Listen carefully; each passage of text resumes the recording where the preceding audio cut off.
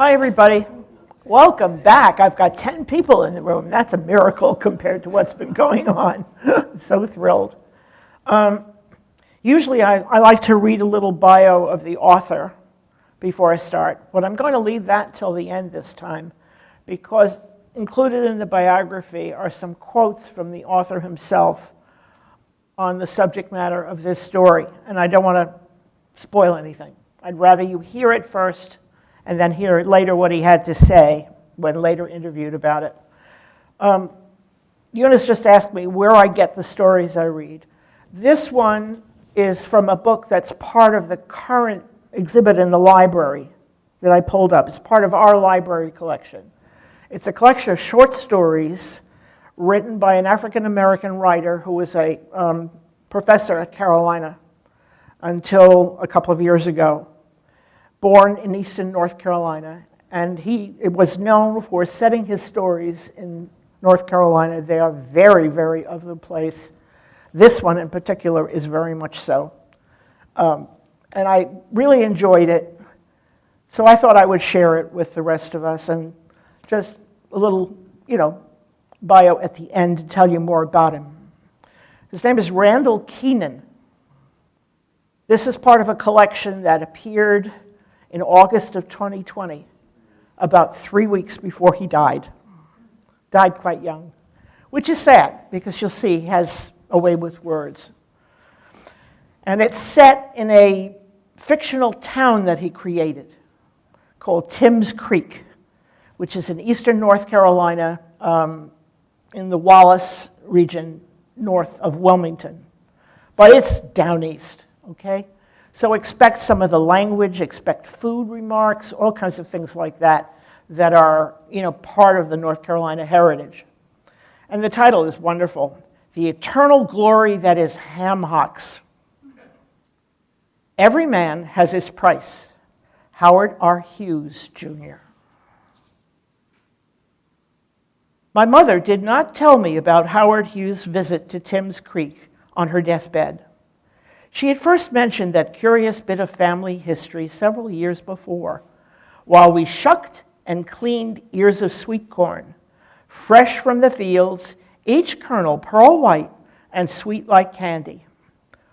Who? I had said absently, thinking I had misheard her, focusing instead on how good it was going to be to boil those ears up, a bit of salt, a knob of butter.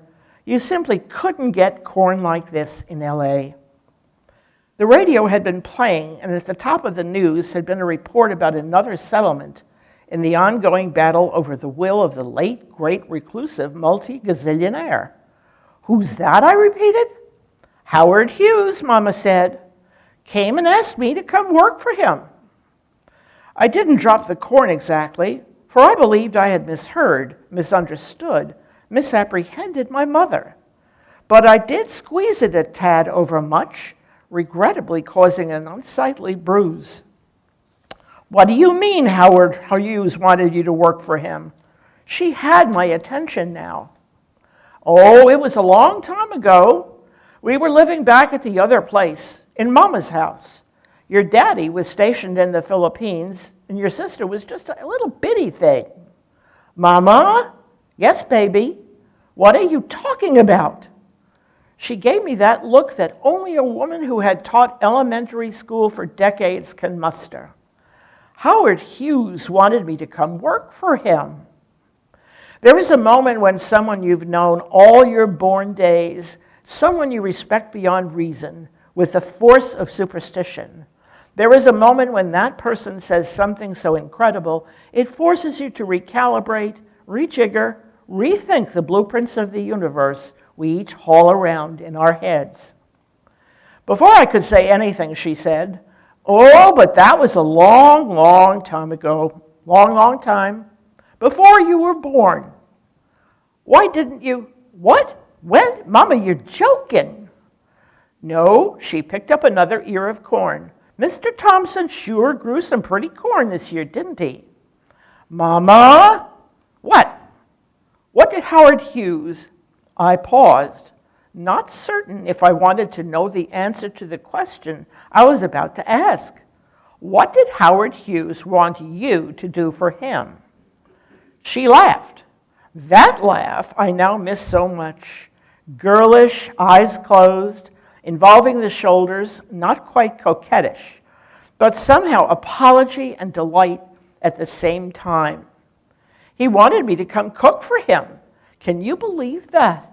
The richest man in the world. Shoot! My abandonment of high finance for food was not gradual. In fact, it came to me in a dream very Old Testament prophet-like. Alone in my bed in my Riverside Drive apartment, I smelled a powerful aroma, so powerful from my childhood. Neurologists say that smell hallucinations are a telltale sign of schizophrenia, but I was well past the age of a psychotic break, past the average age, at least. In my dream, I arose and walked to the kitchen, and there on the butcher's block, I didn't actually own a butcher's block at the time, but it seemed right that I would in this olfactory dream of mine. The sumptuous spread glistened and steamed, foods from my North Carolina boyhood undreamt of on the Upper West Side. Chitlins, pig feet, sweetbreads, chicken feet, gizzards and livers and head cheese. There were sweet potatoes and tomatoes and collard greens and okra and squash and, yes, sweet corn. Before long, in walked a woman naked, save for one of those pirate hats with the great plumes, jutting up and out and over, vividly red it was, and full and large, which altogether is undeniably sexy, and which for this narrative would be a digression. Needless to say, when I awoke, it was the aromas, the sights, the warm feelings of the food that lingered with me most. I waited for a decent hour before I called my mother. Can you tell me how to cook your chicken livers? Baby, why are you cooking chicken livers at 6:30 in the morning? I thought you just had a bagel and coffee for breakfast. I know, Ma, I know. I just had a craving. Now come on, talk me through it. Thus began what my bosses called a slow descent, but my future teachers called an upward spiral. I can mark the day, practically the hour. Thereafter, I would call home almost daily, often before shopping and while cooking, to pick my mother's brain and to get her advice. I would go home more frequently to watch her in action, to see how she washed the greens, to see what she put in the water with her hog maws, to learn her seasonings, her timing, her heat. I was learning a new definition of love. Between my dad's love of history and my mom's love of learning in general and her wide reading, it's not hard to figure out how I'd chosen law. Applying law to investment banking was not quite so obvious, but after 5 years, I knew the world of bonds and stocks and mergers and acquisitions was not going to be for me. When I told Mama I was quitting Drexel and had been admitted to a top-flight culinary school in Vermont, her sigh of apparent relief made me smile and made me feel a quantity of relief myself. Aline Gano Hughes died during childbirth. She was 39 years old. Her only son, Howard, was away at a high-toned California prep school at the time. The separation had been difficult initially between mother and son, for they had a strange, some would say unnaturally close relationship. They shared a mania for cleaning and a barely kept in check hypochondria. The call to inform his son of his mother's death was probably the most difficult thing Howard Richard Hughes Sr. had ever had to do in his life. By all accounts, though not a particularly good man, a man who found it difficult to keep his penis in his pants when it came to other women, a man who preferred to be away from home most of the time, he felt a love for his wife and child that was nonetheless genuine. He was good at the love part, and he was even better at business. Originally a wildcat Texas oilman of middling accomplishments, Daddy Hughes one day realized there might be some serious cash money in building a better drill bit. What he dreamed up became a dream for the oil business, and his rewards were mighty. By the time of Junior's birth, his father was well on his way to fossil fuel greatness, with a wife who came from old Texas aristocracy and who would one day be able to give his son the whole world. Howard Sr. built a sprawling brick mansion on Yoakum Boulevard in Houston's well-heeled South Side in 1910. After Eileen's funeral, young Howard returned to the Thatcher School in California, but Howard Sr. wanted his son back in Houston with him. The father argued with the school's headmaster, who thought being away with boys his own age learning would be far better for the boy than to be at home with an overindulgent father. But after a year, Howard R. Hughes Sr. got his way, and his 17-year-old son returned to his side at the massive house on Yoakum Boulevard, where young Howard would meet a young woman. Age 30 at the time, a woman hired not long after his mother's death to cook and clean for the tiny family. Inez Cross, later Inez Cross Pickett, my grandmother. My mother never got to see my restaurant in California. I think she would have appreciated it. I cooked for her during those last years, showed her what the LA papers had dubbed Nouvelle Soul Cuisine, without my prompting or blessing, but with little objection. Her favorite was my candied yams. She did not approve of my collard greens, though, and though she found my Frenchified calf's livers admirable, my version of her chicken livers she found incomprehensible. I could tell she was trying not to hurt my feelings. She said, "How much do you charge for this one?" When I told her, she asked, "And you sell a lot of them, do you?" "Yes, ma'am, a good many." Now these chitlins are so creamy, so good. In 1966, there was only one motel in Crosstown, which was the closest lodging in proximity to the wee village of Timms Creek. Completed just the year before, the Crosstown Inn and Motor Lodge was modest by almost any standard, all painted cinder block and particle board and veneer, and an unfortunate nautical theme that had yet to be consigned to the dustbin of interior decorating. Only 14 units, 7 equipped with 2 twin beds and 7 with a double each. The diner, busiest in the morning with its fried egg and ham special, was where the owner, John Bradham, earned his mortgage. The rooms were mostly used by the rare out-of-towner there to see someone in the county jail, or by families en route to the beaches another 50 miles to the east. Which is why, when the 2 tall men in black suits arrived, driving their brand new and shiny black Lincoln with the California license plates, and snooped around, looking in places your average run-of-the-mill motel overnighter never looks, it more than puzzled John Bradham. But that puzzlement would be surpassed when, bright and early, the tall, blonde-headed fellow came to the front desk and informed Mr. Bradham of the desire on the part of a certain unknown employer to purchase the place, lock, stock, and diner. The monetary figure that the blonde-headed man in the black suit offered was 4 times what Bradham had owed to the First Mercantile Savings and Loan. And yet, so dumbfounded, so incredulous, so perplexed was Mr. Bradham that he, after managing to pick his bottom lip up from the floor, simply said, "Well, I'm just going to have to think on that. Can you let me tell you tomorrow?" The young blonde-headed man, himself a poor shopkeeper's son from a small town in northern Utah, who found this verdant, humid East Coast hamlet peculiar, to say the least, beheld the small-town businessman with something resembling awe and even admiration. Who could say no to that kind of money? That's exactly what Noah Dietrich had asked over the telephone line when the young man made his report.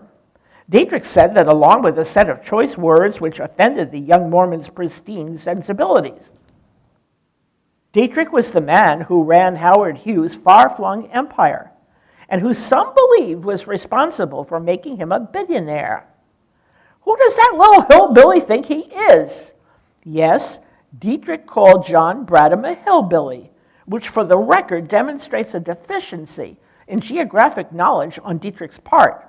York County is in the coastal plain, and there are no hills there.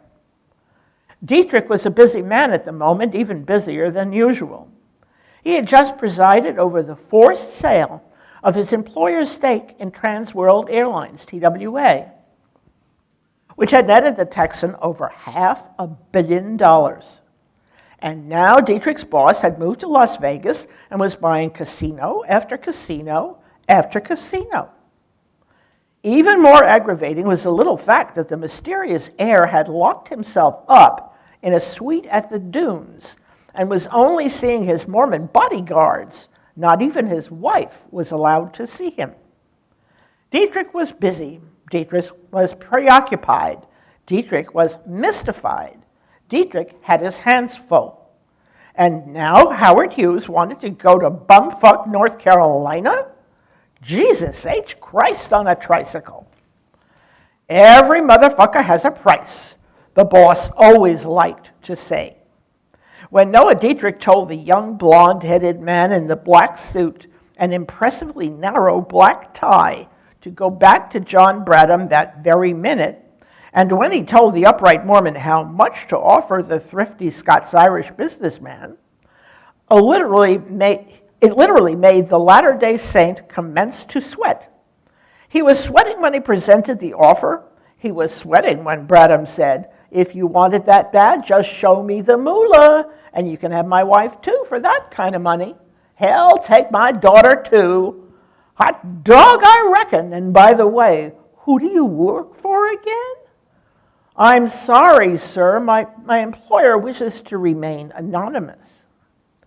This is how Howard Robard Hughes Jr. kept his visit to Timms Creek, North Carolina, in the fall of 1966, a secret. For after having set a very well-paid private investigator on the trail of one negress named Inez Pickett née Cross, and after she was located, and after he sent an agent to purchase the Pissant Motel to be prepared for his brief visit, this sum, by the way, for Hughes, who was at the time pulling down roughly $50 to $60 million per annum, was far less than what he offhandedly gave for a single second-hand jet.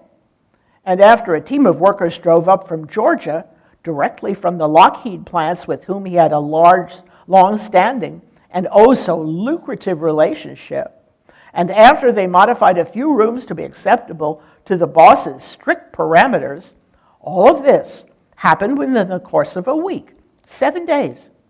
Then, and only then, could he be himself, helming a DC-3 with his retinue in tow, who to a man, and they were all men, all Mormons for the record, really hated it when the employer decided to pilot the plane. He didn't really inspire a great deal of aviatory confidence during those strange and stranger days. Thus, a week after hatching the notion to find Inez Cross, did he, shaven, pressed, fresh-looking, and ever so charming, show up at the door of my mother. Her mother, Inez Cross Pickett, had died in 1963. After his mother's death, young Howard was never quite comfortable in the Yoakum Boulevard mansion. Not only was he haunted by memories of his mother, but also by memories of a simpler, freer, and less complicated time, and of his mechanical explorations, like the time his dad allowed him to purchase a brand new car and to take it completely apart and put it back together again. The courses he was taking at the Rice Institute were fun enough, but nothing seemed to scratch this itch he had. He didn't even know where to scratch. The house only had a bare-bones staff. Despite Senior's desire to get his son back home, he still traveled extensively, leaving his son alone in the many-roomed house with his many man-sized toys and many-footed staff. Teenage Howard was not the sort to befriend the help. The problem arose when Inez did the cooking. "What the hell is this?" "I'm sorry," Inez had said, coming out of the kitchen into the dining room with the imposing table where sat the frowning scion. "What is this?" "It's fried chicken, Mr. Hughes." She was by all accounts a tall woman, thin, yet sturdy, sure of herself, with a farmer's daughter's droll humor. "No, no, no, that! What is that?" Inez had been left to her own devices when it came to the meals and shopping. When she was first hired, Annette, Aline Hughes' sister, Howard's aunt, set her up and familiarized her with the place. HRH Sr. was a steak and potatoes man. In fact, he resented overly fancy food, the sort favored by his late wife and her ilk. Despite his desire to be counted among their numbers, he still thought of himself at root as a wildcatter, a man among men, a Texan, a beef eater. Taking her cue from the father, Inez kept the meals simple, and in the process reverted to her down east North Carolina ways. "What is it?" he was pointing toward to a mound of lime green beans, awash in a thin, creamy sauce, with flecks of red meat afloat amid the legumes. "Butter beans.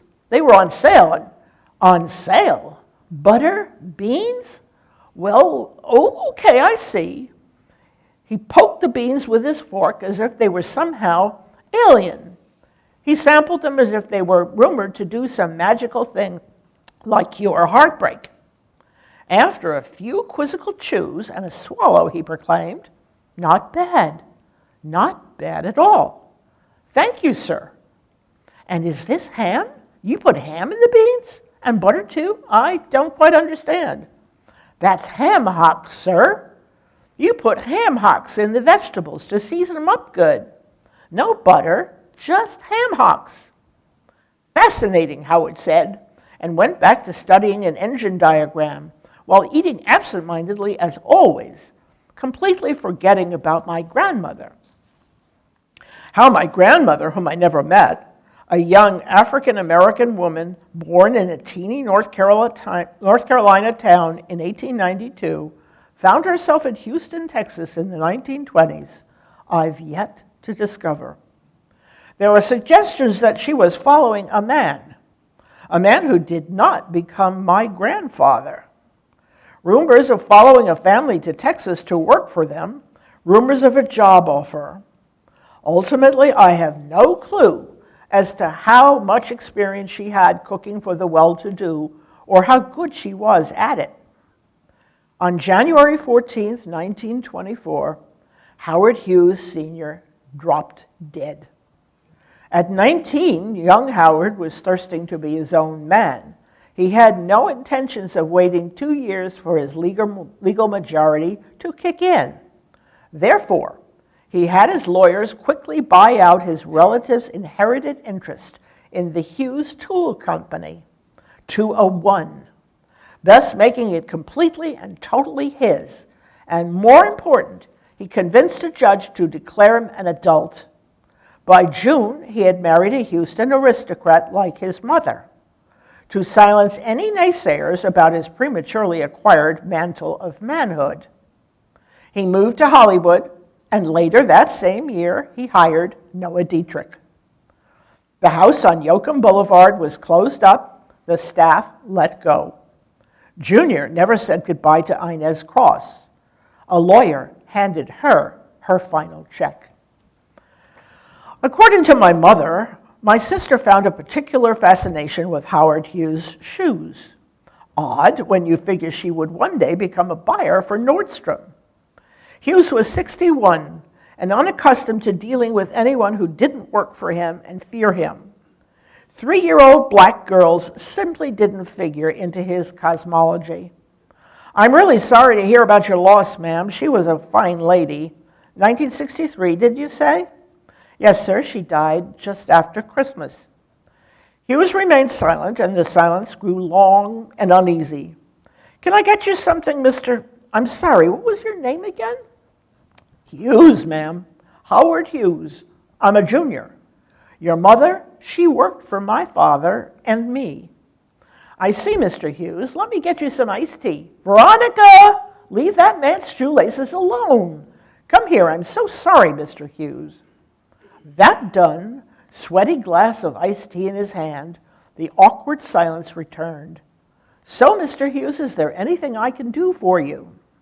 Hughes put down his glass. Mrs. Pickett? Actually, I'm a Chaston now. My husband, he's stationed in the Philippines at the moment. He's a mechanic in the Army. Hughes' eyes lit up at the word mechanic, but a harsh, single-minded, pragmatic look took over his brow. Do you cook, ma'am? Of course I do, but now see here. I'll get right to the point, Mrs. Chaston. I'm not a man to dilly and dally around, if you get my meaning. See, your mama, she used to cook for me, see? Right after my dear mama passed, and well, I'll tell you, Mrs. Chaston, that was about the most, well, how do I put it? The most memorable food I've had in all my born days. Unusual, satisfying, like nothing I'd had before, or to be honest, since. Now, I'm not the sort of man who spends a lot of time thinking about food myself. Take after my pa like that. But your mama's cooking, well, Howard Hughes stood up, as if the need to pace had overcome him. But when his head came so close to the ceiling, he seemed to think better of it, and sat back down. But now, perching on the edge of the seat, his large frame casting a shadow upon the room.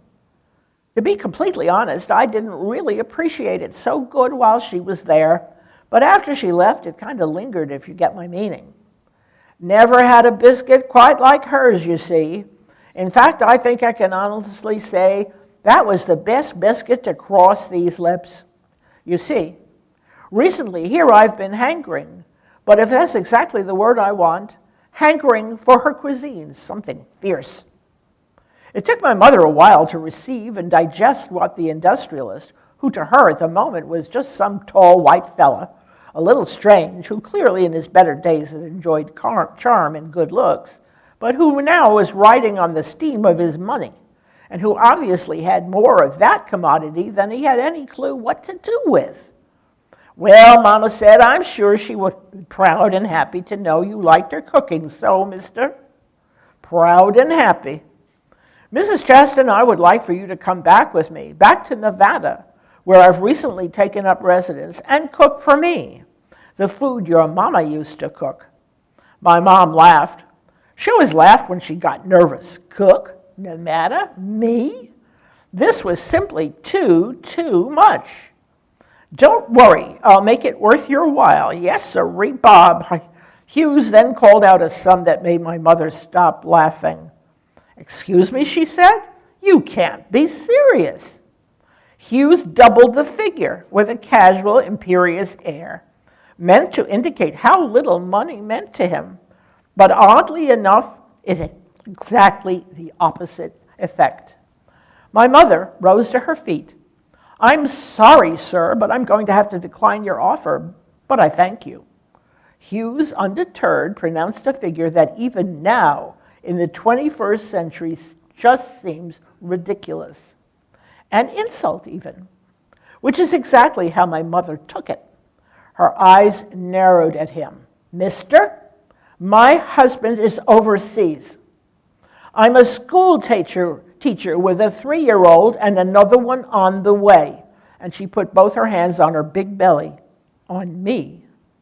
Now, I don't know how you folk do things out there in Texas and California and Nevada, but here in North Carolina, I put my family and my responsibilities first, above all else, above money.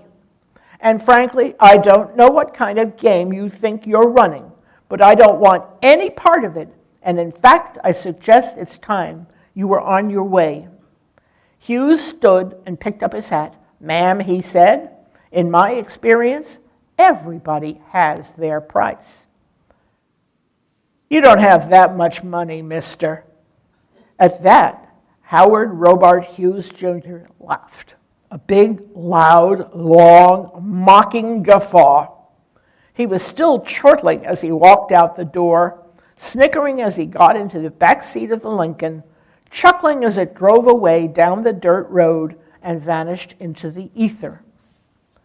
Apparently, Hughes didn't intend on giving up that easily. He sent lawyers several times over the next couple of months with contracts and sometimes with checks, once even with a bag of money. Literally, one wonders, why didn't he just hire another chef? One of the 15,000 or so truly excellent cooks working on any given day all over the planet Earth. But this mania, one among the many he collected and harbored and cultivated like virulent viruses in the petri dish of his soul, wasn't really about food in the end. It was about time, time lost, time gone, about remembrance, about a feeling.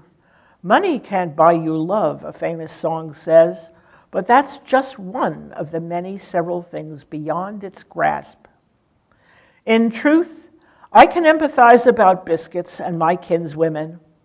One of my earliest childhood memories, early June blueberry season. My mother would macerate the plump new berries briefly, only for a few minutes, with the slightest touch of sugar.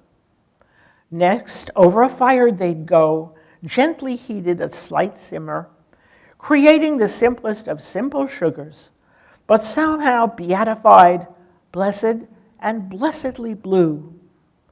When sopped up with one of those steam white and steam light biscuits, created with cold butter just before the first rooster awoke, the resultant reaction in mouth arrested the tongue and captured the brain. For a boy with no knowledge of sex, this basic sensual experience, firing off every nerve ending with sunshine and delight, taught me everything I would know about orgasms long before I ever had need for the word.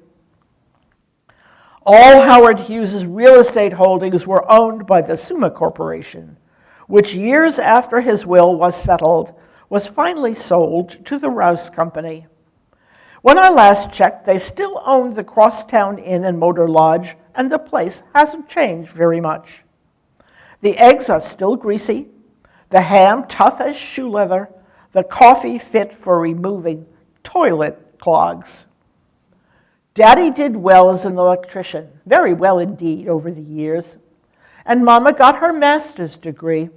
It took many years of driving back and forth to East Carolina University twice a week. She became a principal of the local elementary school, and for a few years before she retired, she was a county school supervisor. When I asked her why she turned Hughes down, she said merely, "I didn't like the smug way he asked. Like he could buy and sell folk on a whim. Besides, if he was going to pay somebody that kind of money, which I simply couldn't begin to believe, for somebody to stir him up some shrimp and grits, I knew he had to be stone crazy." And when I asked why she had never talked about this rare encounter before, she said, "I didn't want your daddy to know, to be frank about it. Do you have any idea what that man would have done if he knew I'd turned down that kind of money?" That's the end of the story. He's got a voice, I think, a very interesting voice. Let me just read the bio for you, and you'll see why I chose to read it later.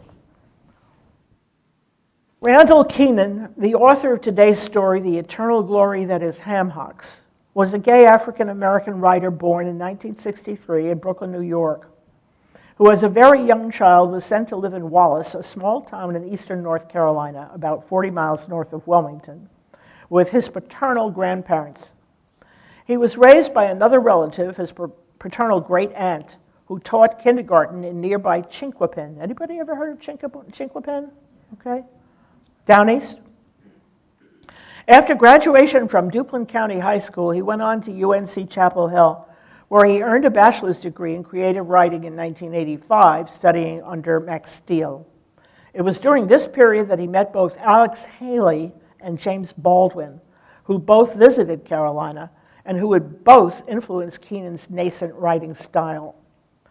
Following graduation from Carolina, Keenan moved to New York City, and for the next 4 years worked in publishing at Knopf, rising to the position of assistant editor. It was during this period that he came to explore his persona as a gay black man in the city.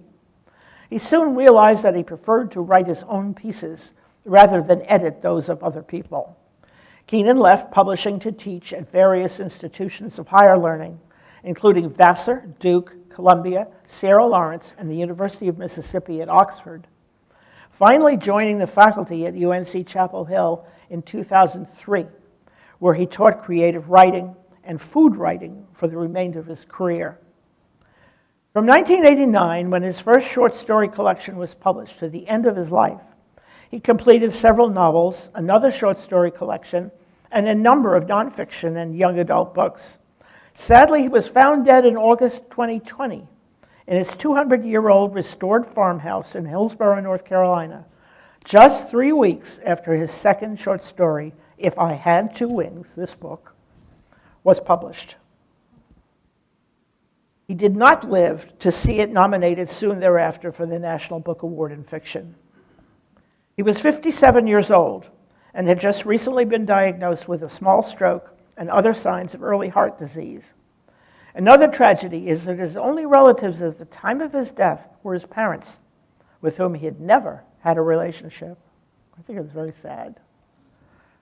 For his entire career, Keenan remained closely identified with his eastern North Carolina roots, which enabled him to create the fictional little town of Timms Creek, a backwater founded by a runaway slave named Pharaoh, where many of his stories are set.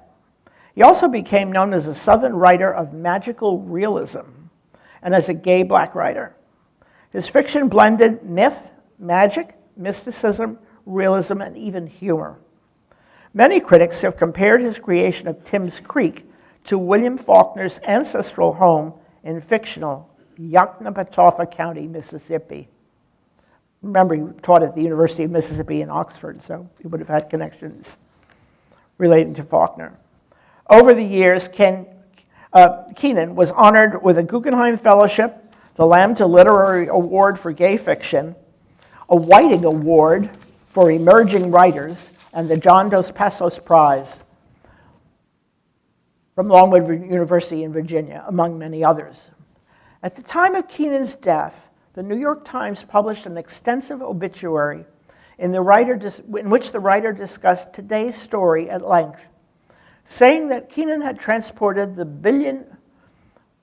billionaire Howard Hughes to Timms Creek in search of the black woman who had cooked for him when he was a teenager in Houston. When Hughes learns that his former cook has died, he offers her daughter outlandish sums of money to cook for him in Las Vegas. In an interview, Keenan recalled thinking for a long time about how to bring the eccentric Hughes to Timms Creek. Keenan said he couldn't have Hughes come looking for, quote, the love of his life.